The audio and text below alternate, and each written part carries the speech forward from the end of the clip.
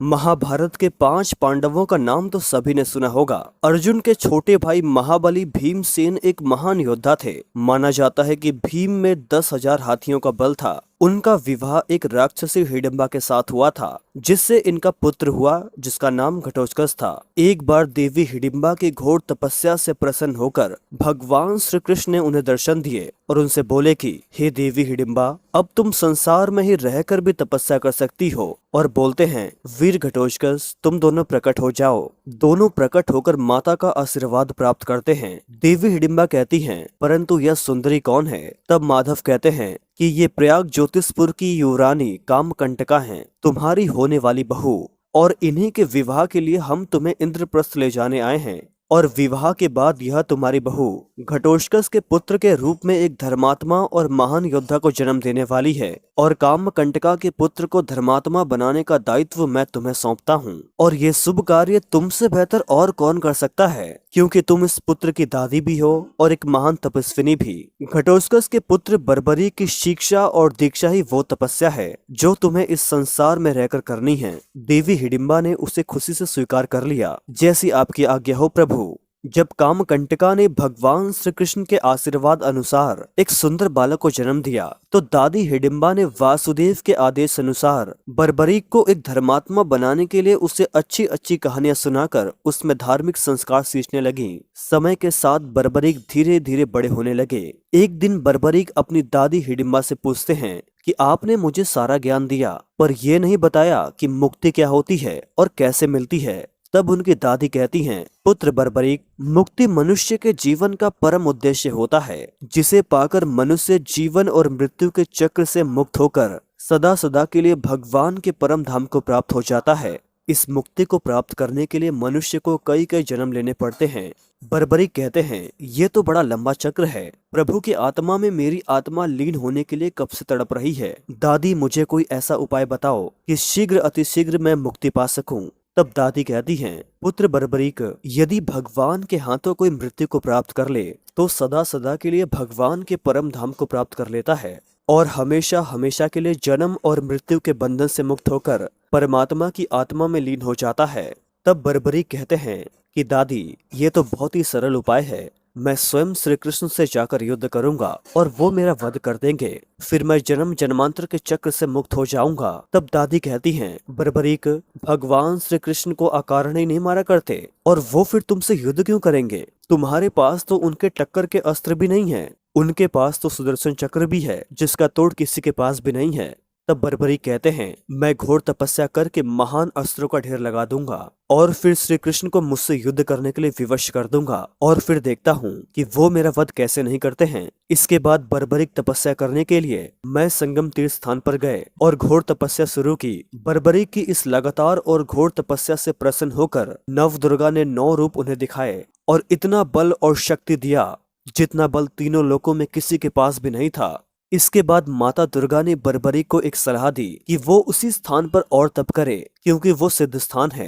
तुम्हारी तपस्या से यदि सिद्ध माता प्रसन्न हो गई तो वो भी तुम्हें वरदान देगी। सिद्ध माता ने बर्बरीक को वासुदेव अस्त्र प्रदान किया। बस यूं समझ लो, मुझसे कुछ भी छिपा नहीं है।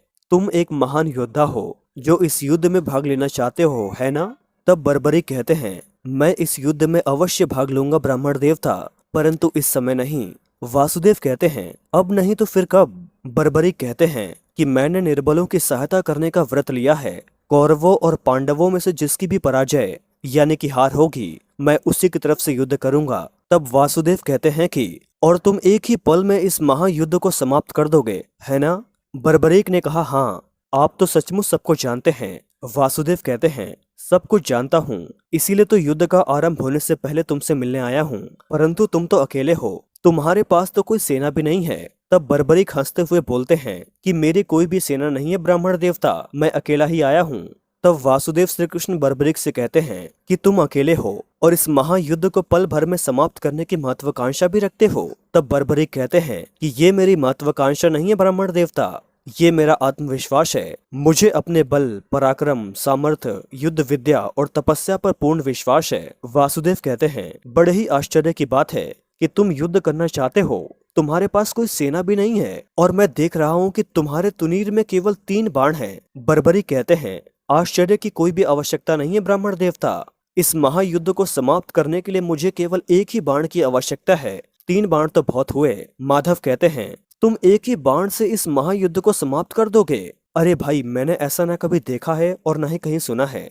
कहीं ऐसा तो नहीं बर्बरीक कि आपको कोई अलौकिक शक्ति प्राप्त है? आप ठीक समझ रहे हैं ब्राह्मण देवता। सिद्ध माता से मुझे अपराजित वैष्णवी महाविद्या प्राप्त है। इस विद्या के कारण मैं अजय हो गया हूँ। मेरा वध कोई नहीं कर सकता।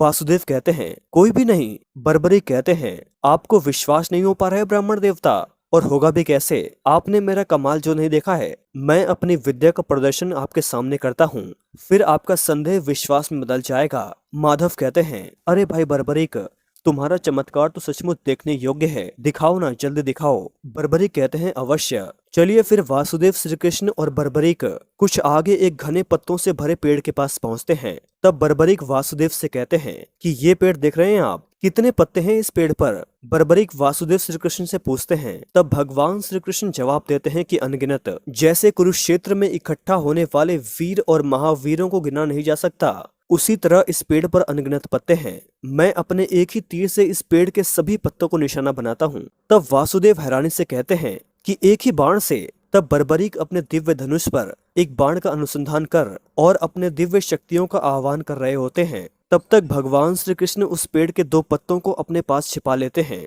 एक पत्ते को अपने पैर के नीचे और दूसरे पत्ते को अपनी मुट्ठी में। तब तक बर्बरीक ने बाण का अनुसंधान कर तीर को पेड़ पर चला देते हैं। देखते ही देखते एक तीर ने पेड़ के अनगिनत पत्तों को अपना लक्ष्य बनाकर और सभी को छेद दिया। और इतना ही नहीं, बल्कि उस पेड़ के वो 2 पत्ते जो स्वयं भगवान श्री हरि विष्णु के अवतार वासुदेव श्री कृष्ण ने अपनी मुट्ठी में छिपा रखे थे और अपने पैर के नीचे दबा रखे थे, उन्हें भी नहीं बचा पाए। बर्बरीक के इस दिव्य बाण से वासुदेव श्री कृष्ण इस बात को देखकर पूरी तरह से हैरान थे और चौंक गए थे। तब बर्बरीक कहते हैं कि ब्राह्मण देवता, अब तो आपको विश्वास हो गया कि एक ही पल में मैं एक बाण से, जैसे मैंने इस पेड़ के अनगिनत पत्तों को अपना लक्ष्य बनाया है, उसी तरह युद्ध में मैं अपने एक बाण से विद्रोही सेना के सारे योद्धाओं और सेनापतियों को मारकर ढेर कर सकता हूँ और पलक झपकते ही इस महायुद्ध को समाप्त कर सकता हूँ। वासुदेव श्री कृष्ण कहते हैं, अब मुझे विश्वास हो गया है, पूर्ण विश्वास हो गया है कि तुम एक ही पल में इस युद्ध को समाप्त कर सकते हो। फिर बर्बरीक बोलते हैं, परंतु ब्राह्मण देवता, आप हमारी वीरता का प्रदर्शन देखकर इतने चिंतित क्यों हैं? वासुदेव कहते हैं, तुम्हारी ये महाविनाशक विद्या ही मेरी चिंता का कारण है। बर्बरीक कहते हैं कि हे ब्राह्मण देव, यदि मैं किसी निर्बल का साथ दूं तो इसमें चिंता कैसी? निर्बल का साथ देना ही तो धर्म है। तब वासुदेव श्री कृष्ण कहते हैं, प्रश्न निर्बल और बलवान का नहीं, प्रश्न ये है कि कौन सा पक्ष धर्म पर है और कौन सा पक्ष अधर्म पर है।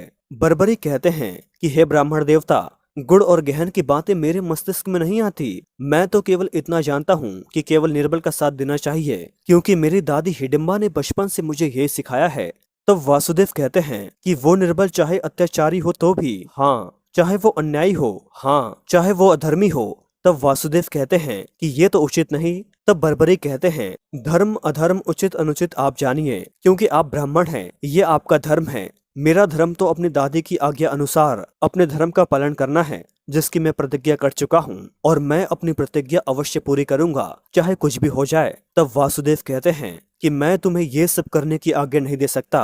तब बर्बरीक कहते हैं कि जाइए ब्राह्मण देवता, जाइए। आपके 5 पांडवों और उनकी पूरी सेना भी मिलकर मुझे मेरी इच्छा पूर्ण करने से नहीं रोक सकते। और फिर आप तो एक निहत्थे से ब्राह्मण हैं, फिर आप मुझे क्या ही रोक सकते हैं।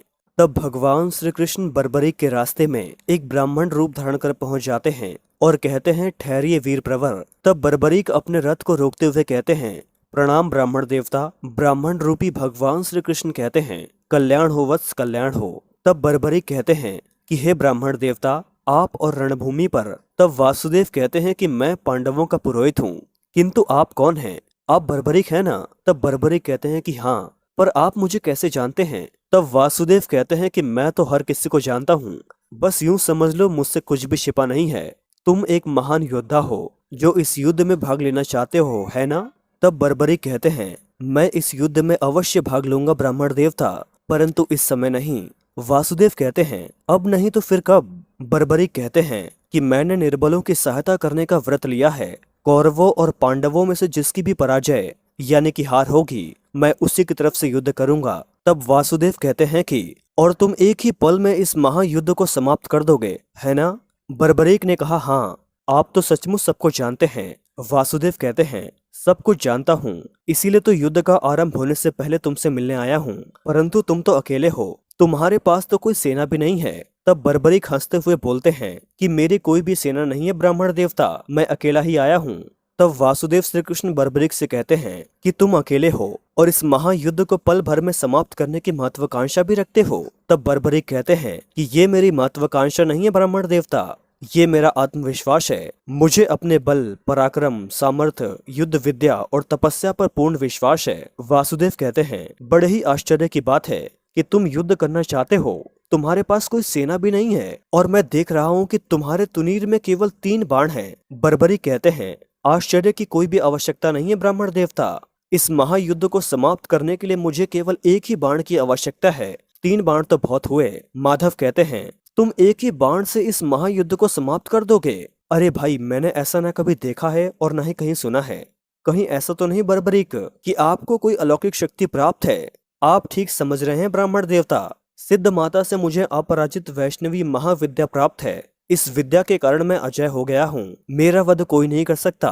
वासुदेव कहते हैं, कोई भी नहीं। बर्बरीक कहते हैं, आपको विश्वास नहीं हो पा रहा है ब्राह्मण देवता, और होगा भी कैसे? आपने मेरा कमाल जो नहीं देखा है। मैं अपनी विद्या का प्रदर्शन आपके सामने करता हूँ, फिर आपका संदेह विश्वास में बदल जाएगा। माधव कहते हैं, अरे भाई बर्बरीक, तुम्हारा चमत्कार तो सचमुच देखने योग्य है, दिखाओ ना, जल्दी दिखाओ। बर्बरीक कहते हैं, अवश्य। चलिए फिर वासुदेव श्री कृष्ण और बर्बरीक कुछ आगे एक घने पत्तों से भरे पेड़ के पास पहुंचते हैं। तब बर्बरीक वासुदेव से कहते हैं कि ये पेड़ देख रहे हैं आप, कितने पत्ते हैं इस पेड़ पर? बर्बरीक वासुदेव श्री कृष्ण से पूछते हैं। तब भगवान श्री कृष्ण जवाब देते हैं कि अनगिनत, जैसे कुरुक्षेत्र में इकट्ठा होने वाले वीर और महावीरों को गिना नहीं जा सकता, उसी तरह इस पेड़ पर अनगिनत पत्ते हैं। मैं अपने एक ही तीर से इस पेड़ के सभी पत्तों को निशाना बनाता हूँ। तब वासुदेव हैरानी से कहते हैं कि एक ही बाण से? तब बर्बरीक अपने दिव्य धनुष पर एक बाण का अनुसंधान कर और अपने दिव्य शक्तियों का आह्वान कर रहे होते हैं। तब तक भगवान श्री कृष्ण उस पेड़ के 2 पत्तों को अपने पास छिपा लेते हैं,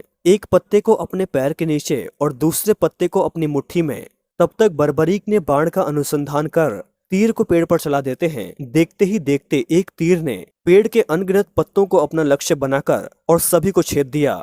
और इतना ही नहीं, बल्कि उस पेड़ के वो 2 पत्ते जो स्वयं भगवान श्री हरि विष्णु के अवतार वासुदेव श्री कृष्ण ने अपनी मुट्ठी में छिपा रखे थे और अपने पैर के नीचे दबा रखे थे, उन्हें भी नहीं बचा पाए। बर्बरीक के इस दिव्य बाण से वासुदेव श्री कृष्ण इस बात को देखकर पूरी तरह से हैरान थे और चौंक गए थे। तब बर्बरीक कहते हैं कि ब्राह्मण देवता, अब तो आपको विश्वास हो गया कि एक ही पल में मैं एक बाण से, जैसे मैंने इस पेड़ के अनगिनत पत्तों को अपना लक्ष्य बनाया है, उसी तरह युद्ध में मैं अपने एक बाण से विद्रोही सेना के सारे योद्धाओं और सेनापतियों को मारकर ढेर कर सकता हूँ और पलक झपकते ही इस महायुद्ध को समाप्त कर सकता हूँ।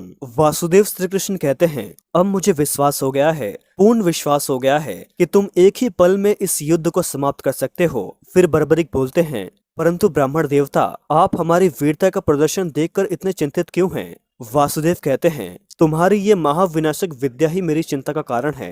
बर्बरीक कहते हैं कि हे ब्राह्मण देव, यदि मैं किसी निर्बल का साथ दूं तो इसमें चिंता कैसी? निर्बल का साथ देना ही तो धर्म है। तब वासुदेव श्री कृष्ण कहते हैं, प्रश्न निर्बल और बलवान का नहीं, प्रश्न ये है कि कौन सा पक्ष धर्म पर है और कौन सा पक्ष अधर्म पर है। बर्बरीक कहते हैं कि हे ब्राह्मण देवता, गुड़ और गहन की बातें मेरे मस्तिष्क में नहीं आती। मैं तो केवल इतना जानता हूँ कि केवल निर्बल का साथ देना चाहिए, क्योंकि मेरी दादी हिडिंबा ने बचपन से मुझे यही सिखाया है। तब वासुदेव कहते हैं कि वो निर्बल चाहे अत्याचारी हो तो भी, हाँ, चाहे वो अन्यायी हो, हाँ, चाहे वो अधर्मी हो।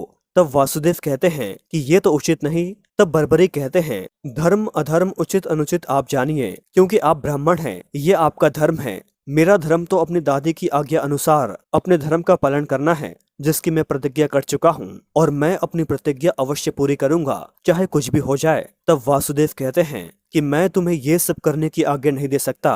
तब बर्बरीक कहते हैं कि जाइए ब्राह्मण देवता, जाइए, आपके 5 पांडवों और उनकी पूरी सेना भी मिलकर मुझे मेरी इच्छा पूर्ण करने से नहीं रोक सकते। और फिर आप तो एक निहत्थे से ब्राह्मण हैं, फिर आप मुझे क्या ही रोक सकते हैं।